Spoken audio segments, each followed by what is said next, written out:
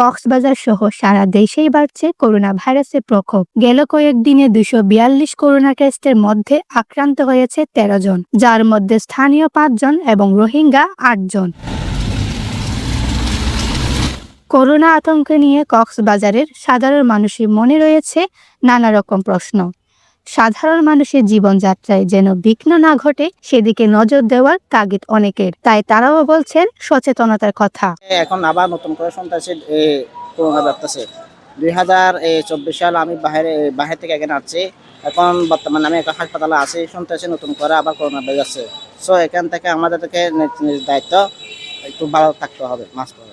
আমরা ড্রাইভার, তাহলে আমাদেরকে সবাই কি বলতেছি যে করোনা আবার আসতেছে, তাই আমরা এই যাত্রীকে বলতেছি যে করোনা এই মাস্ক পরে করেন। আমরা নিজেই মাস্ক পরতে চেষ্টা করতেছি। যেহেতু বাংলাদেশে করোনার প্রকোপ এবং কক্সবাজারে ম্যালেরিয়ার প্রকোপ বৃদ্ধি পেয়েছে, তাই আমরা নিজেও সচেতন হয়েছি, মাস্ক পরেছি। সবাইকে আমি একজন স্বাস্থ্য কর্মী হিসাবে সবাইকে সচেতন করতেছি। সিভিল সার্জন কার্যালয়ের তথ্য মতে 2020 সালের জুলাই থেকে 2022 সালের জানুয়ারি পর্যন্ত 1.5 বছরে জেলায় করোনা ভাইরাসে আক্রান্ত হয়ে মারা গেছেন 289 জন। এর মধ্যে রোহিঙ্গা শরণার্থী 34 জন। স্বাস্থ্যবিধি মেনে না চললে কক্সবাজারে করোনা সংক্রমণ দ্রুত বেড়ে যেতে পারে বলে আশঙ্কা চিকিৎসকদের, তাই তারাও বার্তা দিলেন সচেতনতার। যেহেতু কোভিড সবাইকে তো আর না, এটা হচ্ছে যে অনেকে মারা যাচ্ছেন, অনেকে আছেন জীবিত। তো আমরা আশা করি সবাই ভালো থাকবেন, নিজের সুরক্ষার, নিজের স্বাস্থ্যের কথা চিন্তা ভাবনা করে যেখানে জনসমাগম আছেন ওগুলো অ্যাভয়েড করবেন। নিজেদের সবার থেকে একটাই কথা যে মাস্ক ব্যবহার করবেন, নিজের সচেতনতা অবলম্বন করবেন।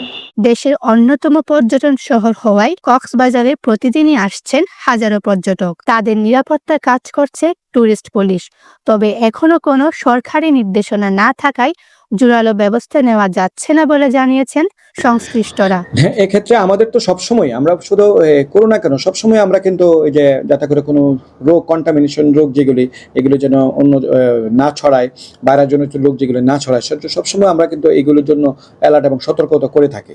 তো এই ক্ষেত্রে আমরাও, আমাদের কাছে এখনো উপর থেকে কোনো ধরনের ইনস্ট্রাকশন আসে নাই এবং কোনো বড় ধরনের কোনো আমরা তথ্য আমরা পাই নাই। তো আমরা যখন পাবো তো অবশ্যই আমরা স্বাস্থ্যবিধি মেনে এই বিচে আসার জন্য সবাইকে বলবো। এখনো আমরা সবাইকে স্বাস্থ্যবিধি মেনে চলার জন্য সবাইকে বলতেছি। করোনা সংক্রমণের নতুন এই সময়ে কক্সবাজারকে ঘিরে আবারও শঙ্কা তৈরি হয়েছে বলে মনে করছেন বিশেষজ্ঞরা। আলিবা আবেদিন তাকসি, চিটাগং ট্রিবিউন।